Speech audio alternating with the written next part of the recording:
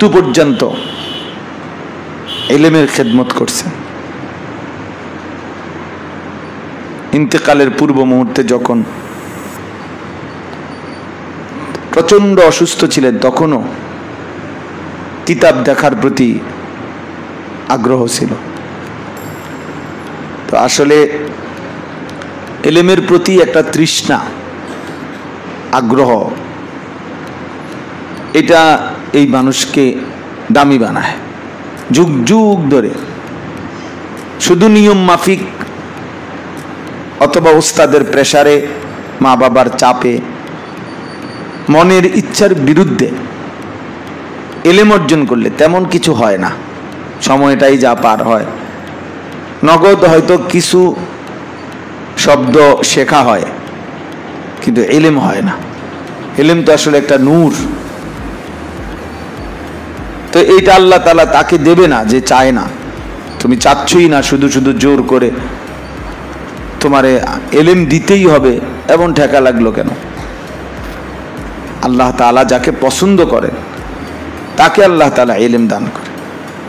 নবী সাল্লাল্লাহু আলাইহি ওয়াসাল্লাম বলছেন, মান ইউরিদিল্লাহু বিহি খায়রান ইউফাক্কিহহু ফিদ্দীন। বুখারীর হাদিস। নবী সাল্লাল্লাহু আলাইহি ওয়াসাল্লাম বলেন, আল্লাহ তাআলা যার ভালো চান তাকেই আল্লাহ তাআলা দ্বীনের সর্বোচ্চ বুঝ, সমঝ, ফাকাহাত, উচ্চতর পাণ্ডিত্য দান করেন। আল্লাহ যার ভালো চান। ইন্নামা আনা কাসিমুন ওয়াল্লাহু ইউতি। নবীজি বলেন, আমি ইলমের বন্টনকারী আর আল্লাহ তাআলা দান করেন।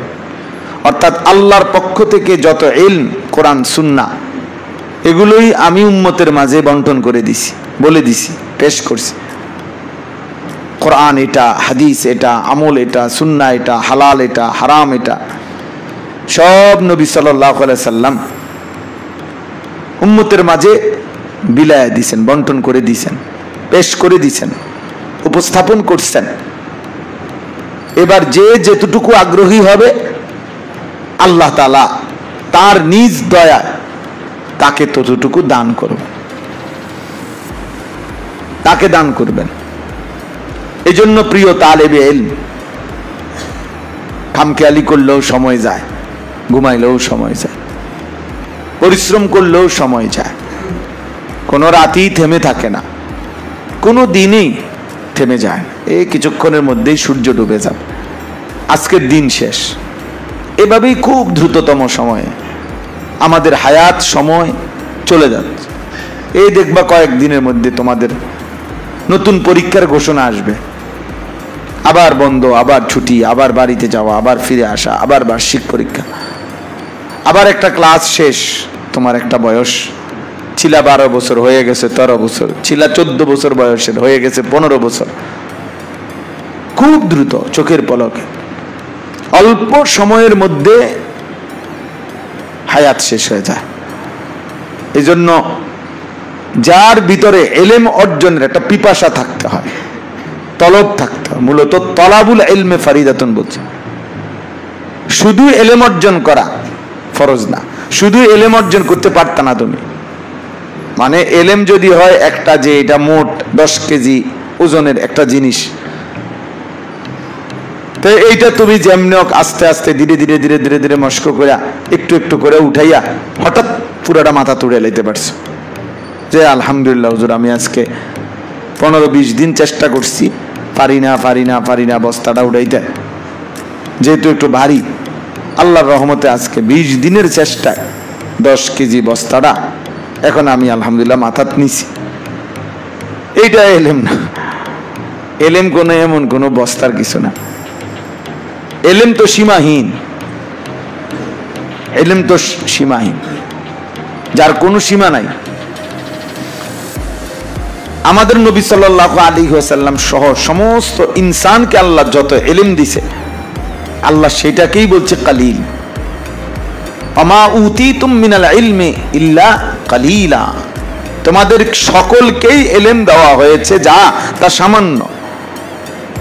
তো ওই সামান্যর ভিতরে 1.25 লাখ নবীদের ইলম, ওই সামান্যর ভিতরে সমস্ত সাহাবাদের ইলম, ওই সামান্যর ভিতরে সমস্ত উম্মতের এই বড় উলামায়ে কেরামের ইলম, সবটাই কালিল মিল্লা। ইলম কত বড়, ইলম কত বিশাল। তো তুমি শুধু ইলম অর্জন করবা কেমনে? এই জন্য তলাবুল ইলম, ইলম তলব করা, শিখতে থাকা, শিখতে থাকা, শিখতে থাকা, পড়তে থাকা, আরো চাই। হাল মিম মাজিদ, হাল মিম মাজিদ, আর আসেনি, আর আসেনি, আর কিছু আছে কিনা জানার, আর পড়ার কি আছে? মুফতি শফি রহমতুল্লাহ আলাইহি বলছেন, দারুল উলুম দেওবন্দ মাদ্রাসার লাইব্রেরিতে, এমনিতে পৃথিবীর সবচেয়ে সমৃদ্ধ লাইব্রেরি, কুতুবখানা। দারুল উলুম তো দারুল উলুম, দেওবন্দ তো দেওবন্দি। সারা পৃথিবীর সমস্ত ইলমের একটা মূল মার্কাজ হলো দারুল উলুম দেওবন্দ। সারা পৃথিবীর যেখানে যত কিতাব, দ্বীনি পুস্তকাদি ছাপানো হয়, সবাই তো তাবার রুকান, বরকতান বলা যায়, ওইখানে দিয়া যায়। তো মুফতি শফি রহমতুল্লাহ মেরে ওয়ালিদ মেরে শায়েখ এই কিতাবে আছে, আমার আব্বা আমার শায়েখ, অনেক সুন্দর বই।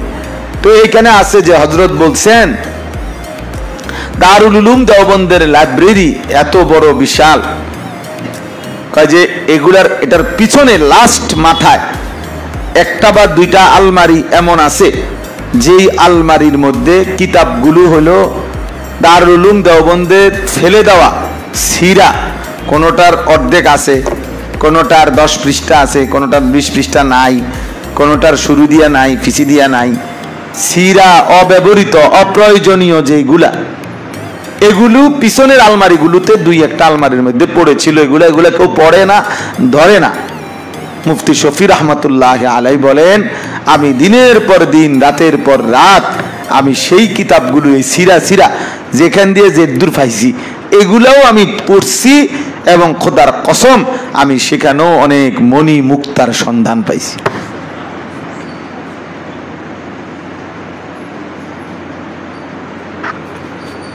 সেখানেও আমি অনেক ইলম অর্জন করছি, মণি মুক্তা।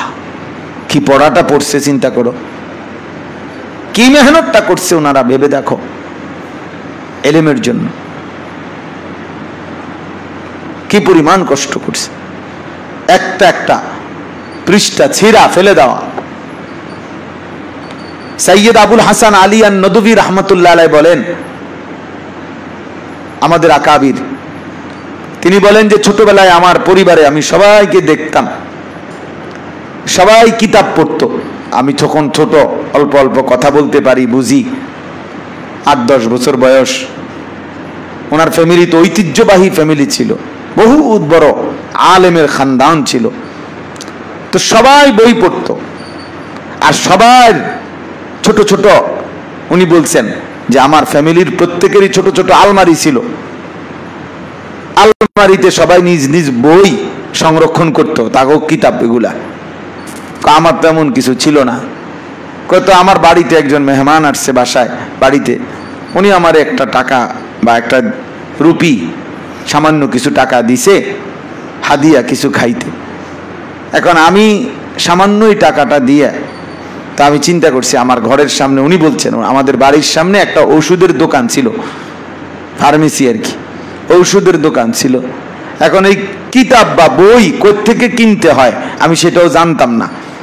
আমিও তখন ওই ওষুধের দোকানে, আমার বাড়ির সামনেই যেহেতু, ওখানে গিয়া বলছি যে আমাকে এই টাকার, মানে এই যে টাকা ওনাকে দিছে, এই টাকার বই দেন, এই টাকা আমাকে বই দেন। তো সৈয়দ আবুল হাসান আলী নদভী রহমতুল্লাহ বলছে, ওই দোকানদার আমার এই আগ্রহ দেখে এত খুশি হয়েছে যে হায় বাচ্চা কই কি, কত তখন দোকানদার ঔষধ কোম্পানির থেকে যে ওষুধের নামওয়ালা ছোট্ট ক্যাটালগ, ওষুধের নাম যেখানে আছে, দাম আছে, এমন একটা ছোট্ট বই 8-10 পৃষ্ঠার হয়তো, উনি আমারে এটা দিছেন, আর আমার টাকাটাও আমার হাতে দিছেন। বলছে বাবা তোমার টাকাও তোমাকে ফেরত দিলাম, তোমাকে বইও দিলাম। হ্যাঁ, তিনি বলেন আমি খুব মজা পাইলাম, খুশি হইলাম যে টাকাও ফেরত পাইলাম, বইও পাইলাম। বইটাও একটা বইও পাইলাম, সেইটাই আমি আইসা আমার ছোট্ট পরিবারের কাজ যেন ফেলে দেওয়া।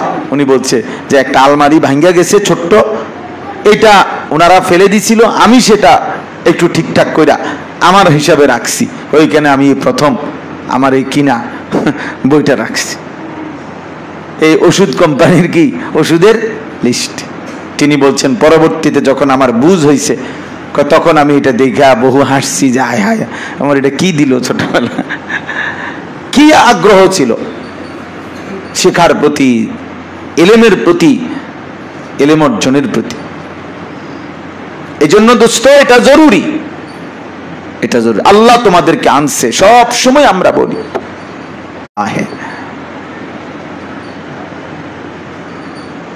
জিগার মুরাদাবাদী ভারতের একজন বিখ্যাত কবি ছিলেন, তিনি এটা বলছেন যে দেখো আল্লাহর পথে কদম নিজে নিজে চলে না, কোনো একজন অদৃশ্য কেউ এই কদম, এই পা আল্লাহর দিকে চালায়। নুন ওয়াল কালামি ওয়া মা ইয়াসতুরুন, সেই কলম থেকে এই কলমে কালি আসে, তো তাহলে এই কলম লেখে, এই কলম লেখে। এজন্য আল্লাহ তাআলা যখন বলায় তো বান্দা বলে, আল্লাহ তাআলা যখন লিখায় তো বান্দা লিখে, আল্লাহ তাআলা যখন ইলম দেয় তো বান্দার ইলম অর্জন হয়।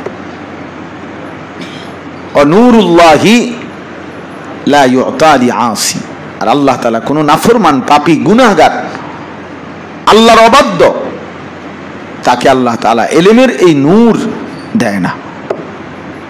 এই জন্য বললাম হযরত অনেক বড় আলিমে দ্বীন ছিলেন, বুজুর্গ ছিলেন। আমাদের বর্তমান জাতীয় মসজিদ বাইতুল মুকাররমের সম্মানিত খতিব, সারা পৃথিবী বিখ্যাত আলিমে দ্বীন, আমাদের মাথার তাজ আল্লামা আল হাজ হযরত মাওলানা আব্দুল মালিক হাফিজাহুল্লাহ, উনি সরাসরি ওনার ছাত্র, ওনার উস্তাদ শেখ আব্দুল ফাত্তাহ বুগুদ্দা, এই ওনার লিখিত এই বইটা মিন আদাবিল ইসলাম, ইসলামের সামাজিক আদাব।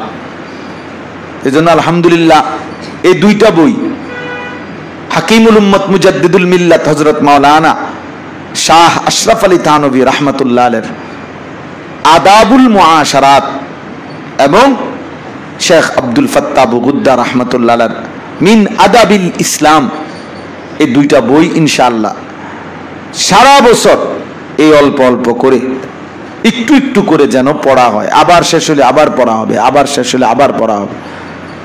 যেন আল্লাহ তৌফিক দিলে এমনও হইতে পারে তুমি একজন মাদ্রাসার ছাত্র, আজকে 5 বছর পড়তেছ, হইতে পারে ইনশাআল্লাহ আল্লাহর দয়ায় এক কথা 2 বার 5 বার 10 বারও তোমার কানে আবার আসবে, আবার আসবে, আবার আসবে। আর বললাম না একসাথে নিয়ম হইল বাতি, নূর, আলো। এই জায়গা পুরাটা অন্ধকার, দীর্ঘক্ষণ যাবত মনে করো অন্ধকার ছিল, কিন্তু সুইচ দিলে লাইট জ্বলে উঠলে, আলো জ্বলে উঠলে এক পলকেই পুরাটা আলোকিত হয়ে যায়। আমি এই জন্য এটা খুব বুঝি, আমার দিল এটা খুব, আমি ইয়াকিন করি এটা, যে এই লাইটে থাকার দ্বারা, মেহনত করার দ্বারা, পরিশ্রম করার দ্বারা, ধারাবাহিক চলার দ্বারা আল্লাহ তাআলা যেদিন ইলম দিবে, মানে নূর দিবে, নূর, এদিন 1 মিনিটে 1 সেকেন্ডেই হয়তো 14 বছর আলোকিত হয়ে যাবে ইনশাআল্লাহ। তুমি যে গত 12 বছর পড়ছো, হইতে পারে 12 বছর আলো জ্বলে নাই, আলো জ্বলে নাই, বুঝো না, পারো না, দুর্বল, হ্যাঁ, কিন্তু তুমি লাইগাছিলা যে না মালিক আপনি কোন কি আমার, আপনি যদি আমারে দয়া না করেন আমি এই রাস্তা ছাড়বো না, আমি সবার শেষে হইলেও আসি, আমি শেষে হইলেও আসি, আমি 100 কোটি মানুষও যদি আলেম থাকে আমি তাদের শেষ ব্যক্তিটা হইলেও আমি এই রাস্তা ছাড়বো না। তা আল্লাহ তাআলা একদিন দয়া করে বলবে যা কতজনই তো দিলাম, তা আমার নূরের 1 ফোঁটা তোরেও দেই যা। আল্লাহু নূরুস সামাওয়াতি ওয়াল আরদ মুনাওয়ির, আসমান ও জমিন কে আলোক দানকারী আল্লাহ তাআলা। আল্লাহ নিজে বলছে সূরা নূরের মধ্যে আছে না, আল্লাহু নূরুস সামাওয়াতি ওয়াল আরদ, গোটা কায়নাতকে আলোকিত করে কে? আল্লাহ। আল্লাহ সারা রাত সেই সন্ধ্যা থেকে মনে করো 6টা থেকে আরেক দিনের 5:30, 5:40 এরপরে এখন সূর্য উঠে, তাইলে মনে করো বরাবর 12 ঘন্টা অন্ধকার ছিল, কিন্তু যখনই আলো জ্বলে উঠছে 1 মিনিটেই 12 ঘন্টার আলো মুছে সারা পৃথিবী আলোকিত হয়ে গেছে। এই জন্য ইনশাআল্লাহ এলেম তোমারে আল্লাহ নূর হিসাবে যেদিন দিবে সেদিন দেখবা তোমার সব অর্জন হয়ে গেছে ইনশাআল্লাহ। তুমি লেগে থাকো, তুমি লেগে থাকো, তুমি হতাশ হবে না। মুমিন হতাশ হয় না, মুমিন গাফেল হয় না, মুমিন বোকা হয় না, মুমিন ধোঁকা দেয় না, ধোঁকা দেয় না। আল্লাহর নবী সাল্লাল্লাহু আলাইহি সাল্লাম বলেছেন লা ইয়াখদাউ ওয়া লা ইখদাউ, মুমিন কাউকে ধোঁকাও দেয় না, মুমিন ধোঁকা খায়ও না, ধোঁকা খায় না। কোন ফ্যান ফিন্দুন না বলবে কি পরশ মাদ্রাসায় হুজুর হইয়া করবে কি হবে, দেখবি তো ইনশাআল্লাহ, দেখবা, তুমিও দেখবা, আমিও দেখবো, হাসরের ময়দানে দেখাও। আর দুনিয়া তো তোমারও চলে আমারও চলে। ওই ভাত খাইলে আমরা কি চিড়া খাই, কথা বলে না কেন? ওই ঘুম গেলে আমরা সজাগ থাকি, ওই কাটে ঘুমাইলে আমরা মাটির তলে ঘুমাই, তো তাই কি দুনিয়া ভোগ করছি নাকি? দুনিয়া তো সবাই ভোগ করে, কাফের, বেঈমান, মুশরিক, নাস্তিক, মুরতাদ, ইমানদার, নামাজি, বেনামাজি, সেজদাওয়ালা, সেজদাবিহীন, সবাই দুনিয়া ভোগ করে না? দুনিয়া তো জানোয়ারও ভোগ করে। তো দেখাতে হবে আখেরাত, দেখাতে হবে কবর। অতএব ইনশাআল্লাহ সকলেই আমরা ইলমের জন্য সর্বোচ্চ চেষ্টা করব, ঠিক আছে ইনশাআল্লাহ। আল্লাহ তাআলা আমাদেরকে তৌফিক দান করেন, কবুল করেন। আল্লাহ তাআলা তোমাদেরকে পুরাপুরি ইলমওয়ালা, আমলওয়ালা, মুত্তাকি বা আমল রব্বানি হওয়ার তৌফিক দান করেন। সুবহানাল্লাহি ওয়া বিহামদিহি, সুবহান